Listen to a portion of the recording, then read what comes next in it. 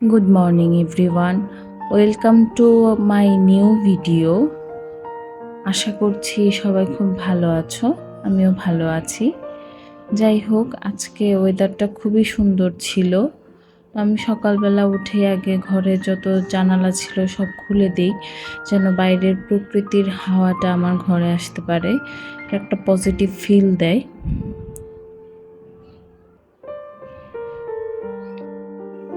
সকালবেলা এই ওয়েদারটা দেখতে আমার খুবই ভালো লাগে। চলে আসলাম আমার বারান্দায় আমার গাছগুলোকে দেখতে। এই কাজটা আমি প্রতিদিন করি, এটা আমার রোজকার কাজ। হঠাৎ দেখি আকাশে প্রচণ্ড মেঘ, জানি না বৃষ্টি হবে কি না, তবে আশা করছি বৃষ্টি হবে। বৃষ্টি হওয়ার মতন ওয়েদার ছিল। প্রকৃতি কত সুন্দর, তাই না বলো?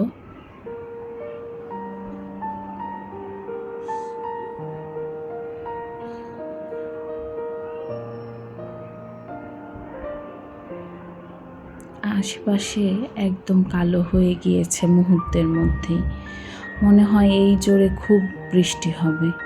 এদিকে আমি রান্নাঘরে চলে এসেছি ব্রেকফাস্ট রেডি করার জন্য। তো আমরা যেহেতু তিনজনই আছি বাসায়, ডিমগুলোকে ছিলে নিচ্ছিলাম।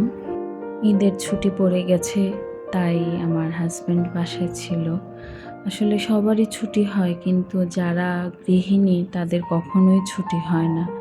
সংসারে তাদের কোনো ছুটির দিন বলতে থাকে না। যাই হোক, এদিকে আমি ওর জন্য এভাবে রোল করছিলাম, ও এটা খেতে খুবই পছন্দ করে। হঠাৎ বৃষ্টির শব্দ পেলাম, বাইরে গিয়ে দেখি বৃষ্টি হচ্ছে। তোমরা যারা এত দূর অবধি দেখে নিয়েছো, তাদের আশা করছি আমার ভিডিওটি ভালো লাগবে। শঙ্খ, ঘুম থেকে উঠে পড়ো, সকাল হয়ে গিয়েছে বাবা, উঠো।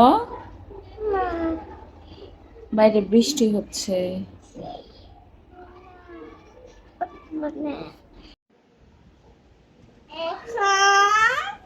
এখন বাইরে বৃষ্টি হচ্ছে,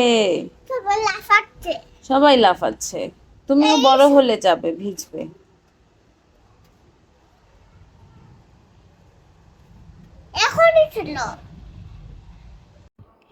ফ্রেশ হয়ে দুই বাপ ছেলে চলে এসেছে নাস্তা করার জন্য।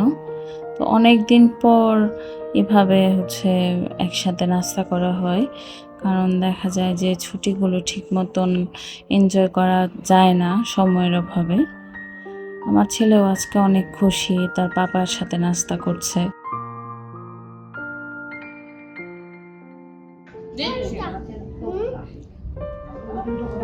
নাস্তার পাশাপাশি চাও এদিকে প্রায় হয়ে গিয়েছে।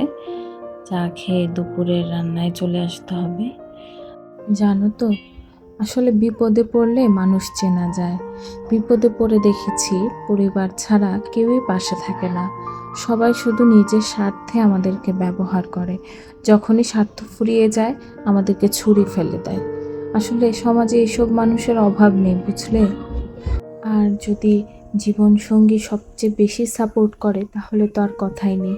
আমার একটা ছোট্ট পরিবার, সে পরিবারে আমার জীবনসঙ্গী আমার সব কিছু, আমার ছেলেটাই আমার সব কিছু।